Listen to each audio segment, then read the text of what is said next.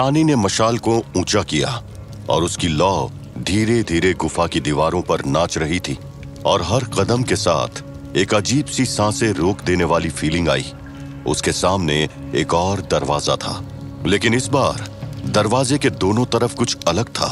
एक तरफ एक अजीब सा मिश्रित प्राणी का शिल्प और दूसरी तरफ एक धातु से बना यंत्र। दरवाजे के ऊपर लिखा था, 2 रास्ते, 2 उत्तर, दोनों का एक सही मेल ही तुम्हें बाहर ले जाएगा। गलती हुई तो यहां से निकलना नामुमकिन है।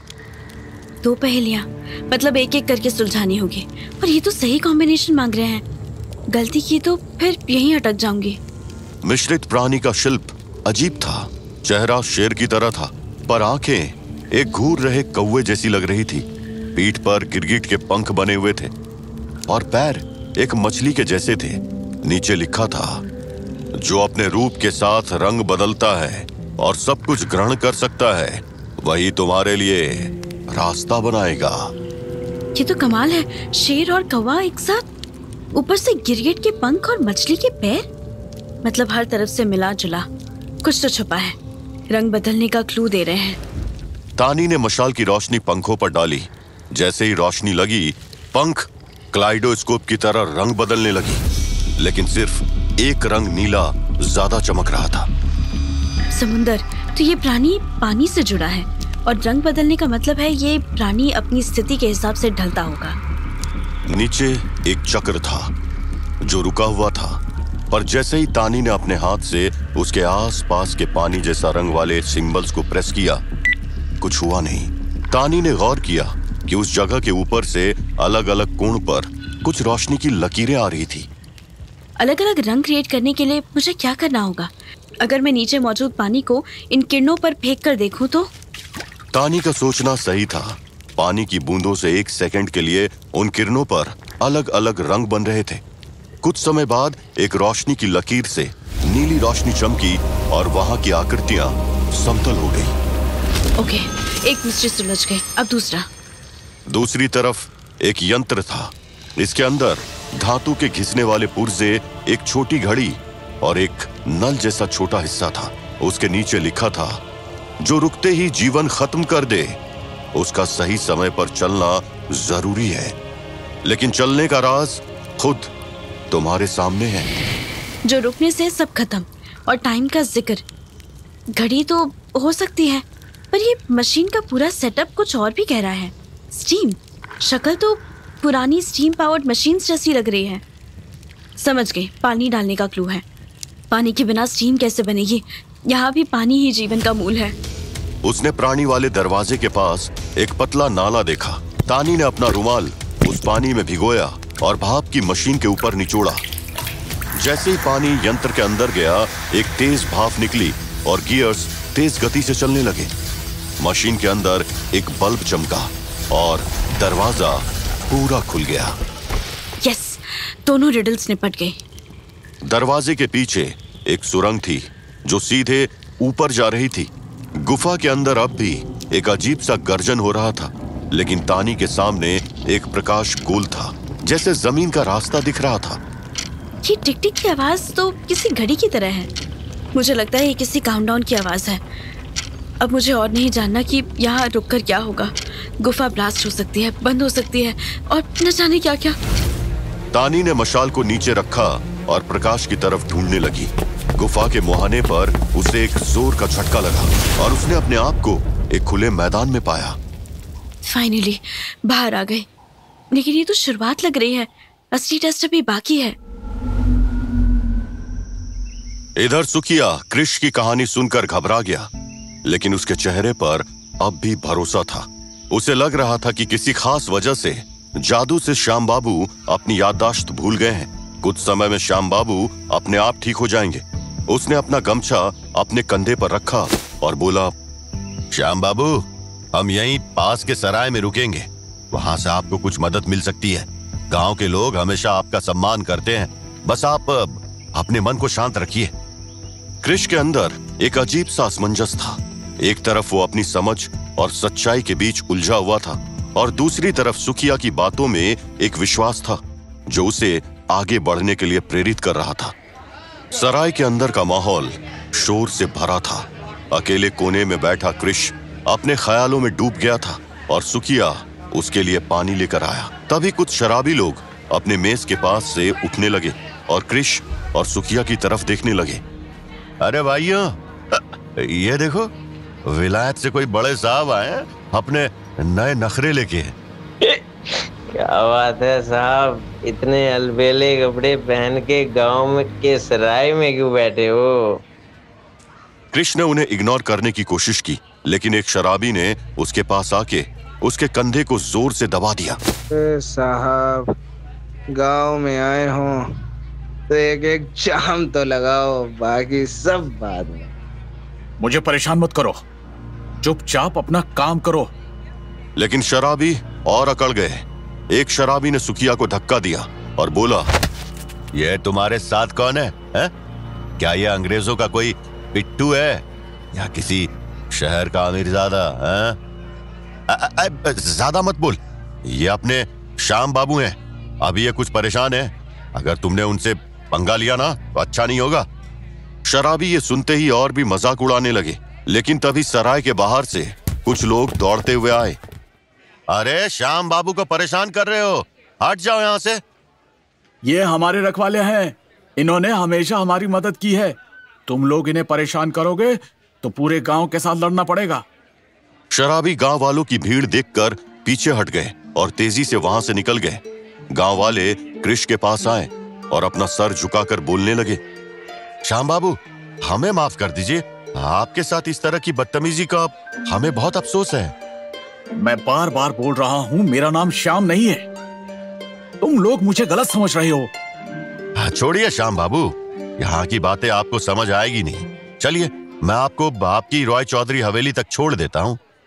मैं बार बार सच से भाग रहा हूँ, क्यों ना एक बार हवेली में ही चला जाऊं। वैसे भी अब मेरे पास खोने के लिए कुछ नहीं है। कृष और सुखिया गांव वालों के साथ रॉय चौधरी हवेली के बाहर पहुंचे। हवेली के सामने का माहौल व्यस्त था, जैसे किसी बड़े सम्मेलन का प्रबंध हो रहा हो। जैसे ही कृष ने सामने देखा, उसका दिल एक पल के लिए थम गया। हवेली के बाहर श्याम रॉय चौधरी खड़े थे। उनके आसपास कुछ लोग खड़े थे, लेकिन असली धक्का तब लगा जब सबने एक जैसे दिखने वाले दो चेहरों को देखा, एक श्याम और दूसरा कृष। ये क्या जादू है? एक श्याम बाबू यहाँ और एक ये रास्ते पर। अरे ये क्या हो रहा है? ये आदमी तो मेरी तरह दिखता है और मुझे लगता था कि मैं बस ये हेलिसिनेट कर रहा हूं। क्या चल रहा है यहाँ? तुम कौन हो? धीरे धीरे वहां भीड़ बढ़ने लगी। श्याम और कृष बिल्कुल आमने सामने आ चुके थे। साहब, बुरा ना मानिए तो एक सवाल पूछूं, आपका कोई जुड़वा भाई था क्या? मुझे तो ये कोई बहरूपिया लगता है जो इस गांव में या हवेली में आकर मेरी पहचान का फायदा उठाना चाहता है। बोलो, कौन हो तुम और यहाँ क्या कर रहे हो? समीर के फार्म हाउस के बाहर एक तेज हवा चल रही थी, जैसे कोई विकट शक्ति अपने अस्तित्व का प्रदर्शन कर रही हो। मुर्दे जो अब तक फार्म हाउस के पास जाकर रुक गए थे, उनमें एक नई ऊर्जा आ चुकी थी। अर्जुन, तुमने सोचा कि तुम्हारा ये जाल मेरे समय बर्बाद करेगा और मैं यहाँ से चली जाऊंगी, लेकिन मेरे पास बदला लेने के लिए समय ही समय है। मंथरा ने अपने हाथ उठाकर मंत्र उच्चारण किया और एक तेज लाल रोशनी फार्म हाउस के चारों ओर फैल गई। जाल की रेखा जो अब तक चमक रही थी, धीरे धीरे कांपती हुई कमजोर पड़ने लगी। चीनी, ये जाल टूट रहा है, क्या तुम कुछ कर सकती हो? अर्जुन, मंत्रा की शक्ति अब मेरे बस के बाहर है, तुम्हें उसका सामना करना होगा। मंथरा ने एक जोर का प्रहार किया और जाल एक तेज धमाके के साथ टूट गया। उसके साथ ही एक ऐसा हवा का झोंका आया कि अर्जुन और केशव दोनों बेहोश हो गए। अब कोई नहीं बचेगा, तुम सबको मेरे आगे झुकना ही होगा। मंथरा ने अपने कदम फार्म हाउस के अंदर रखे। चीनी, जो अब तक जख्मी थी, अपने हाथों को जोर लगाकर उठने की कोशिश कर रही थी। मंथरा उसके पास आकर एक शातिर हंसी के साथ बोली, तुम्हारी हिम्मत देखने लायक है चीनी, लेकिन तुम जानती हो कर्ण पिशाचनी को किसी की कमजोरी का फायदा उठाना कितना भाता है। मंथरा ने चीनी पर एक वार करने का इरादा किया ही था कि तभी पीछे से एक तेज वार उसके कंधे पर हुआ। मंथरा ने गुस्से में पलट कर देखा, लेकिन जो उसने देखा उसने उसे चौंका दिया। ये कौन है? सामने एक और कर्ण पिशाचनी के रूप में चीनी खड़ी थी, लेकिन ये चीनी और भी अधिक शक्ति और रूप में थी। उसने पुराने जमाने की शानदार साड़ी पहनी हुई थी। उसकी आंखों में एक गहरी लाल चमक थी। ये कैसी माया है? ये तो बिल्कुल मेरी तरह है। एक और चीनी, कौन हो तुम? कर्ण पिशाचनी का ये रूप मैंने कभी नहीं देखा।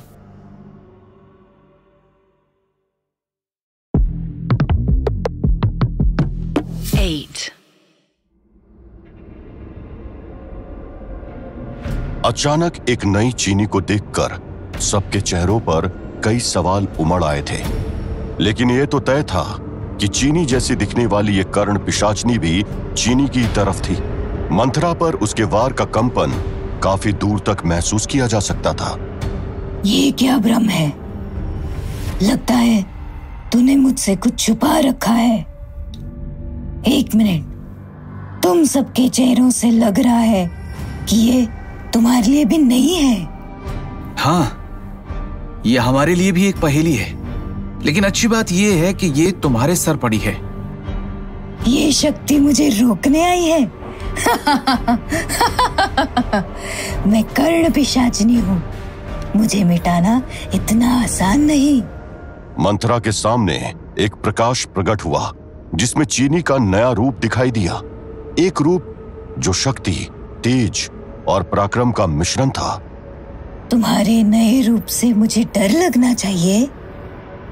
कर्ण पिशाचनी का असली रूप देखा है तुमने? चलो आज दिखाती हूँ तुम्हें। मंथरा ने एक मंत्र उच्चारण किया और एक गहरी काली धूनी उसके चारों तरफ फैल गई। उस धूनी से एक शक्तिशाली रूप प्रकट हुआ जो मंथरा के अपने रूप को और भी विकराल बना रहा था। इधर चीनी का नया रूप भी कमजोर चीनी में समा गया और उसमें से जैसे शक्ति फूटने लगी। मैं नहीं जानती ये शक्ति मुझे कहां से आई है। इसका पता मैं जल्द ही लगा लूंगी, लेकिन आज तुम्हारा इस धरती पर आखिरी दिन है। चीनी ने अपने हाथों से एक बिजली का घूमता हुआ चक्र बनाया और मंथरा पर फेंका। मंथरा ने उस चक्र को अपने तंत्र शक्तियों से रोक दिया और उसे वापस चीनी की तरफ मोड़ दिया। तुम्हारे वार इतने कमजोर है चीनी, तुम मेरी शिष्या बनने के लायक भी नहीं। चीनी ने अपने ज्ञान और शक्तियों का उपयोग करते हुए अपना अगला प्रहार एक भ्रम के रूप में बनाया, एक मायाजाल जो मंथरा के आसपास फैल गया और उसे अपनी जगह पर रोक दिया। ये क्या? तुम मेरे साथ खेल रही हो? मैं ये माया तोड़ कर दिखाती हूँ। मंथरा ने अपने तंत्र शक्तियों का प्रदर्शन करते हुए माया को तोड़ने की कोशिश की, लेकिन तब तक चीनी ने अपना अगला प्रहार तैयार कर लिया था। एक जोर का धमाका हुआ और मंथरा हवा में उछल गई। मंथरा गिरते ही अपने हाथों से एक लाल बिजली का वार किया जो सीधा चीनी की तरफ बढ़ा। चीनी ने अपने ध्यान और तेजी से उस वार को टाल दिया, लेकिन मंथरा ने एक साथ कई प्रहार शुरू कर दिए। दोनों के बीच एक तेज युद्ध शुरू हो चुका था। चीनी और मंथरा हवा में एक दूसरे पर बिजलियों, शक्तियों और प्राचीन तंत्र का प्रहार करते हुए लड़ रही थी। चीनी ने एक नजर में अर्जुन की बात समझी। चीनी ने चतुराई से प्रहार किया और मंथरा के ध्यान को भटकाने के लिए उसके पीछे एक भ्रम का रूप बनाया। जैसे ही मंथरा ने उस रूप पर प्रहार किया, चीनी ने एक जोर का वार उसके असली शरीर पर किया जो मंथरा को जमीन पर गिरा गया। जहां मंथरा गिरी थी वहां अर्जुन ने पहले ही एक कमजोर तंत्र जाल बना रखा था। ये नहीं हो सकता, तुम मुझे छल कर नहीं जीत सकती। कर्ण पिशाचनी के लिए चाल और कर्म में कोई अंतर नहीं। मंथरा कुछ सेकंड्स में अर्जुन का तंत्र जाल तोड़ सकती थी, लेकिन चीनी के लिए ये कुछ सेकंड्स ही काफी थे। चीनी ने अपने हाथों से एक प्राचीन तलवार प्रकट की जो बिजली और अग्नि के प्रकाश से चमक रही थी। उसने उस तलवार से मंथरा के कवच को तोड़ दिया और उसका अंतिम प्रहार किया। मंथरा के शक्तिशाली शरीर से एक तेज लाल धूनी निकली जो धीरे धीरे हवा में विलीन हो गई। मंथरा का अंत हो चुका था, लेकिन चीनी के चेहरे पर एक गहरी शांति थी। बहुत अच्छे अर्जुन, मंथरा इतनी आसानी से नहीं मरने वाली थी। हाँ, लेकिन वो दूसरी चीनी कौन थी? दूसरे आयाम में कृष के सामने एक अलग ही दुविधा सामने आ गई थी। रॉय चौधरी हवेली के बाहर उसके सामने सवालों की झड़ी लग चुकी थी। हर कोई जानना चाह रहा था कि आखिर वहां हो क्या रहा है। देखिए, मेरा ना आपसे कोई लेना देना है और ना ही इस हवेली से। इन्होंने जिद की तो मैं यहां चला आया। कृष्ण ने कुछ न समझ आने पर सुखिया की तरफ इशारा कर दिया। साहब, मुझे लगा ये आप हो, इसलिए मैं इसे यहाँ ले आया। लेकिन यहाँ आकर आपको देखा, तब जाकर मुझे यकीन हुआ कि ये तो सच बोल रहा था। कैसा सच? ये कब से कह रहा है कि ये श्याम रॉय चौधरी नहीं है, बल्कि कोई कृष है। ये क्या चक्कर है? तुम हो कौन? कृष्ण ने अपने वहां होने का राज जाहिर नहीं किया। गांव वाले अब भी उसकी ओर टकटकी लगाए खड़े थे। काफी देर तक जब स्थिति साफ नहीं हुई। ये कोई बहरूपिया ही है, इसे पकड़कर तहखाने में बंद कर दो। इसका सच पता चलने तक इसकी खास सुरक्षा की जाए। आदेश पाते ही कुछ लोगों ने दौड़कर कृष को पकड़ लिया। अगर तुम्हारी बातों में सच्चाई है तो फिर इसे साबित करो। मैं कोई बहरूपिया नहीं हूं श्याम साहब, आपको कोई गलतफहमी हो रही है। कृष उन्हें समझाने की कोशिश करता रहा, लेकिन किसी ने उसकी एक न सुनी। श्याम साहब, अगर ये व्यापारी होता तो इसकी हिम्मत यहां तक आने की नहीं होती। जरूर कुछ गड़बड़ है। मैं वही समझने की कोशिश कर रहा हूं, फिर ये अपने बारे में कुछ बताता भी नहीं। उधर तानी सारी पहेलियों का हल करके गुफा से बाहर आ चुकी थी। उसके सामने एक खुला आसमान था और सामने समुद्र का पानी लहर खाकर उसके पैरों को छू रहा था। तानी बेहद खुश थी। एक बार को तो उसे लगने लगा था कि वो अब कभी भी गुफा के बाहर नहीं आ पाएगी। बहुत खूब। एक जानी पहचानी आवाज वहां हवा से गूंजी। तानी ने नजर उठाकर देखा, यह आवाज अंगद की थी। तुम? हाँ, मैं। तुमने कमाल कर दिया तानी। आज तक इस गुफा से कोई वापस नहीं आया, लेकिन तुम्हारी बुद्धि और हिम्मत की मैं दाद देता हूँ। गजब का साहस है तुम में। मैं किसी भी पल वहां मर सकती थी। ये क्या तरीका है किसी को मौत के मुंह में डालने का? तुम्हारे लिए ये खुश होने का समय है तानी। मैं तुमसे प्रभावित हूँ। तुमने गुफा से वापस आकर सारी सिद्धि प्राप्त कर ली है। कहो, कौन सी शक्ति चाहिए तुम्हें? मैं तुम्हें वो शक्ति दूंगा जो तुम्हें आगे आने वाली मुसीबत में मदद करेगा। नारद की बात सुनकर तानी कुछ देर के लिए सोच में डूब गई। ये अच्छा मौका है कृष्ण के बारे में जानने का। भला मुझे शक्तियों की क्या जरूरत, लेकिन अगर कृष्ण का पता मुझे मिल जाए तो इतना जोखिम उठाना बेकार नहीं जाएगा। किस सोच में डूब गई तुम? क्या विचार कर रही हो कि कौन सी शक्ति मांगू? नहीं, मुझे तुमसे कोई शक्ति नहीं चाहिए। मुझ पर माँ काली का आशीर्वाद पहले से ही है, लेकिन मैं तुमसे एक मदद जरूर चाहती हूँ नारद। कहो, क्या मदद चाहिए? मैं तुम्हारी मदद करने के लिए भी तैयार हूँ, लेकिन शक्तियाँ तो तुम्हें मुझसे लेनी ही होगी। मैं कृष्ण को ढूंढ रही हूँ। क्या तुम मुझे बता सकते हो कृष्ण इस समय कहाँ है? नारद ने तानी की बात सुनी, फिर उसने अपनी आंखें बंद करके ध्यान लगाया। कृष्ण उसे तहखाने में बंद दिखाई दिया। हाँ, मैंने देख लिया है कृष्ण को। चलो, मैं तुम्हें उसके पास ले चलता हूँ। वो कहाँ है? तुम मुझे उसका पता दे दो, मैं उसे खुद ही मिल लूंगी। इतना आसान नहीं है। तुम्हारा दोस्त इस समय मुसीबत में है। उसे किसी ने तहखाने में बंद कर रखा है।